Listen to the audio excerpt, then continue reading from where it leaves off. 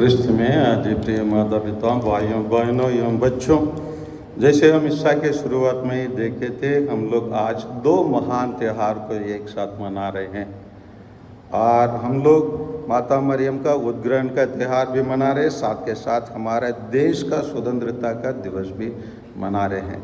ये दोनों त्यौहार एक प्रकार एक ही है, क्योंकि इसको अगर हम गंभीर रूप से देखेंगे तो माता मरियम क्यों उद्ग्रहण हुआ और उद्ग्रहण का मतलब क्या है। उद्ग्रहण यही है, माता मरियम को हम निष्कलंक माता कहते हैं। माता मरियम क्यों निष्कलंक बना? क्योंकि वो एक पवित्र पुत्र को जन्म दिया, प्रभु यीशु को। तो पवित्र यीशु को जन्म देने के पहले ही उसी को इदिकास के रूप में हम देखेंगे तो, जैसे उत्पत्ति ग्रंथ में हम देखेंगे तो अध्याय 3:15 में वहाँ कहा जाता है, एक स्त्री है जो क्या है, सांप को या शैतान को क्या कुचल देगा, बताया जाता है। वो कुचलने वाला स्त्री के रूप में जो काम एवा के लिए मिला है, एवा उसको कर नहीं पाई है, वो अपने पाप के कारण उसी को दिया हुआ उसी कार्य को पूरा नहीं कर पाई। इसलिए ईश्वर एक और स्त्री को और एक और पुरुष को चुनना पड़ा जो ईश्वर की योजना को पूरा करने के लिए। इसलिए माता मरियम क्या है, यहोवा के रूप में उत्पत्ति ग्रंथ में 3:15 में पाते हैं। और उसी के बाद हम लोग आज का पहला पाठ जो लिया गया है प्रकाशना ग्रंथ 12:1 में पढ़िए, 12:1 को पढ़िए। हाँ, आकाश में एक महान चिन्ह दिखाई दिए, सूर्य के वस्त्र ओढ़े एक स्त्री दिखाई दिए। उसके पैर तले में क्या था? चंद्रमा था। यहाँ पर इसी स्त्री के बारे में कलीसिया 3 अर्थ देते या 3 अनुमान करते हैं।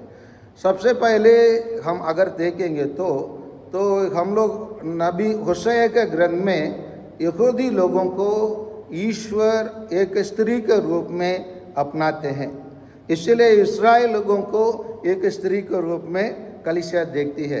दूसरी ओर कलीसिया अपने आप को, कलीसिया को ही एक स्त्री के रूप में देखती है, क्योंकि कलीसिया को हम क्या कहते हैं? वधू कहते हैं ना। कलीसिया को वधू कहते हैं, वर ईश्वर को कहते हैं। तो इसी को दूसरा रूप में देखते हैं। और तीसरा है माता मरियम, क्योंकि हम जैसे हेवा को हम माता मरियम के रूप में देखेंगे तो हेवा माने होता है कि सभी प्राणियों की माँ। इसलिए माता मरियम अभी सभी प्राणियों का माँ बनती है, क्योंकि वो सृष्टिकर्ता को जन्म दिया है। अभी क्यों ऐसे इतना महानता माता मरियम को क्यों देना है? हम माता मरियम का मंगल गान को हम लोग आज का सुसमाचार में हम सुने हैं। उसमें हम लोग 1:48 और 1:49 में माता मरियम कुछ अपने बारे में बता रही है। उसका पढ़िए।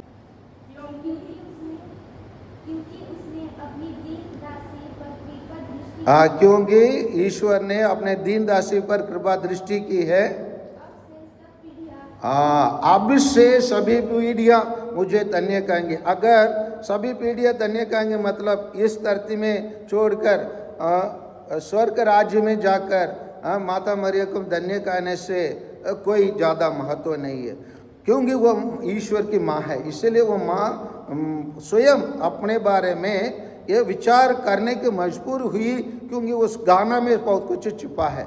और वो कहते हैं सभी से मुझे सभी पीढ़ियाँ धन्य कहेंगी। आगे बढ़िए। क्योंकि सर्वशक्तिमान ईश्वर ने माता मरियम के लिए महान कार्य किए हैं। इसीलिए माता मरियम को इतना महानता, इतना महान स्थान देते हैं। इतना तो नहीं है, हमारे चर्च फादर्स में 2 महान संत लोग, सेंट जर्मानियुस और सेंट जॉन दमस्किन, माता मरियम शरीर के रूप में ऊपर उठा लिया गया। इसको पहले ही मतलब ये जो त्यौहार हम मना रहे हैं, ये 1950 में नवंबर 1 तारीख को इसी त्यौहार को पोप पियूस 12वीं ने ये डॉगमाटिक रूप से इसको घोषणा किया कि ये त्यौहार हम लोग अभी से माता मरियम का उद्ग्रहण को खुशी से मनाएंगे, क्योंकि इसी को प्रूव करने की कोई ज़रूरत नहीं है, क्योंकि कलीसिया के फादर लोग, पूर्वज लोग भी इसके बारे में जानकारी दी है। और इसके अलावा भी माता मरियम इसके योग्य है। क्यों माता मरियम इसके योग्य है, उसी कसम संत योहन के सुसमाचार अध्याय 12-26 में प्रभु यीशु स्वयं अपने सेवक लोगों के बारे में कुछ बताते हैं, अपने शिष्यों और प्रेरितों के बारे में बताते हैं। पढ़िए 12-26। यदि कोई मेरा सेवा करना चाहता है वह मेरा अनुसरण करे। जहाँ मैं हूँ वहाँ मेरा सेवक भी होगा। माता मरियम कैसे सेवक बनी? क्योंकि जब स्वर्गदूत ने माता मरियम को संदेश देने के लिए आई, तो वो क्या कहने के बाद स्वर्गदूत उनसे निकला है, तो माता मरियम कहने का, देखो मैं प्रभु की दासी हूँ। सो इसीलिए प्रभु यीशु को दासी बनी, सेविका बनी। इसीलिए जहाँ प्रभु यीशु है वहाँ माता मरियम भी होना था। माता मरियम इसलिए होना था क्योंकि अगर अच्छे डाकू को प्रभु यीशु ये कह सकते हैं, आज तुम मेरे साथ स्वर्ग में होंगे। क्या एक पापी को ईश्वर अपने साथ स्वर्ग ले जा सकता है? जो उनका जन्म दिए एक पवित्र माँ को अपने साथ एक साथ लेके जा सकते? नहीं जा सकते, जरूर जा सकते हैं। इसीलिए इतना तो नहीं है, हम लोग संत पौलुस कहते हैं, रोमियो का लिखा हुआ पत्र 8:30 में ईश्वर की योजना माता मरियम के लिए कैसे है उसको बताते हैं। और वो केवल माता मरियम के लिए नहीं है, जितना भी लोग ईश्वर के प्रिय बनते हैं और चुने गए लोगों के बारे में बताते हैं। पढ़िए 8। ईश्वर ने जिसको पहले से उन्हें बुलाया था, जिन्हें बुलाया, उन्हें क्या किया? पाप से मुक्ति किया। जिन्हें पाप से मुक्ति किया, उन्हें महिमान्वित किया। इसीलिए ईश्वर उनको महिमान्वित करना, माता मरियम को महिमान्वित करना उचित है। ये इस प्रकार हम लोग माता मरियम के उद्ग्रहण के बारे में अधिक कुछ बता सकते हैं। लेकिन अभी आइए हम अपने देश के स्वतंत्रता के बारे में थोड़ा मनन चिंतन करें। एक प्रकार हम देखेंगे तो माता मरियम स्वर्ग की आर जाने के लिए वो अपने आप को निष्पाप बनाया और ईश्वर के दासी बनाया और ईश्वर के सेविका बनी और ईश्वर के लिए सब कुछ उन्होंने किया। इसलिए ईश्वर उन्होंने अपने यहाँ शरीर के रूप में उठा लिया और हमारे देश स्वतंत्र हुआ। उसी प्रकार उन्नति होने के लिए, क्योंकि हम राजनीतिक रूप में हम गुलामी में थे, ये गुलामी से हम लोग 1947 में हम स्वतंत्र पाए। ये स्वतंत्र जैसे हम पाए हैं उसी टाइम पर भी हम पूर्ण रूप से स्वतंत्र नहीं हुए, क्योंकि अगर हम स्वतंत्र रूप से पाए होते, सोच लीजिए एक व्यक्ति के लिए मेहनत करता है और मेहनत का फल मिल जाता है, तो व्यक्ति वो क्या करेगा? आनंद मनाएंगे? नहीं मनाएंगे? मनाएंगे हम कहते हैं। लेकिन हमारे देश का राष्ट्रपिता कौन है? महात्मा गांधी है। हमारे देश के महात्मा गांधी के द्वारा हम लोग स्वतंत्र प्राप्त किए, हम कहते हैं? नहीं कहते हैं। लेकिन जब हमारे देश स्वतंत्र हुआ, क्या हमारे देश का स्वतंत्र राष्ट्रपिता जैसे हमारे देश में हर कोने में खुशी मना रहे थे, क्या महात्मा गांधी खुशी मना पाया? नहीं मना पाया। वो देश के स्वतंत्रता का झंडा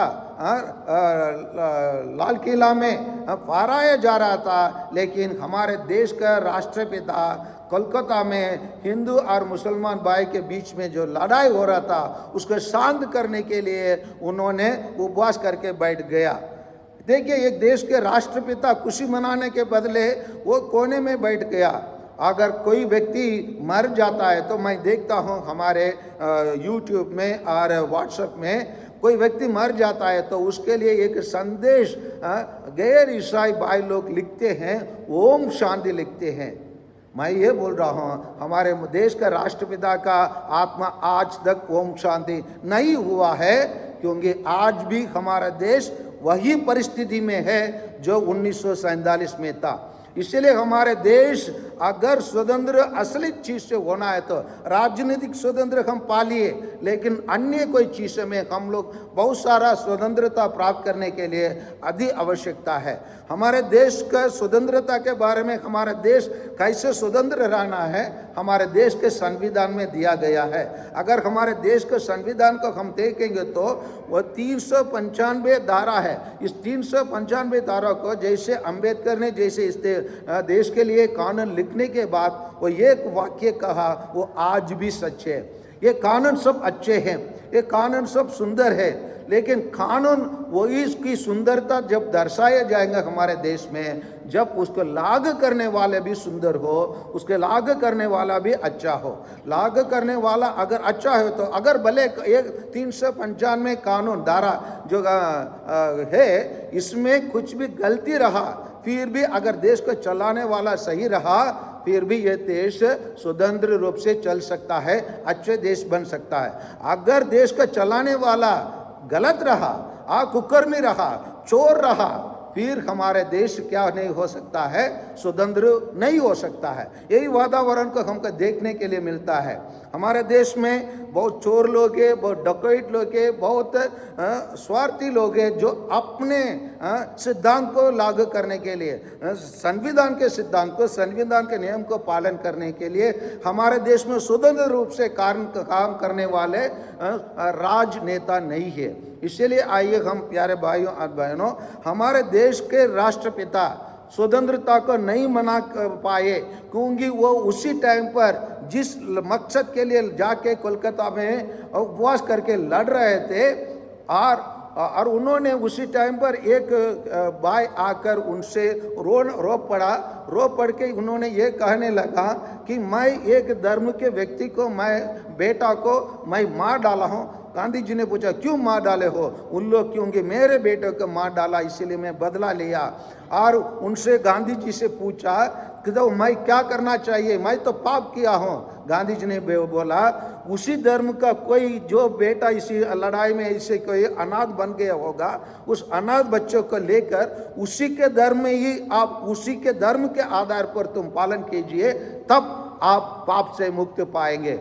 हाँ प्यारे भाई और बहनों, यही है असली स्वतंत्रता, जहाँ हम दूसरे भाई लोगों का स्वतंत्रता को सम्मान देते हैं, उनको भी एक स्वतंत्र प्राणी के रूप में, स्वतंत्र देशवासी के रूप में, स्वतंत्र नागरिक के रूप में जब हमारे देश के नेता लोग दूसरों को जैन से जीने देंगे, तब हमारे से देश पूर्ण रूप से स्वतंत्र होंगे।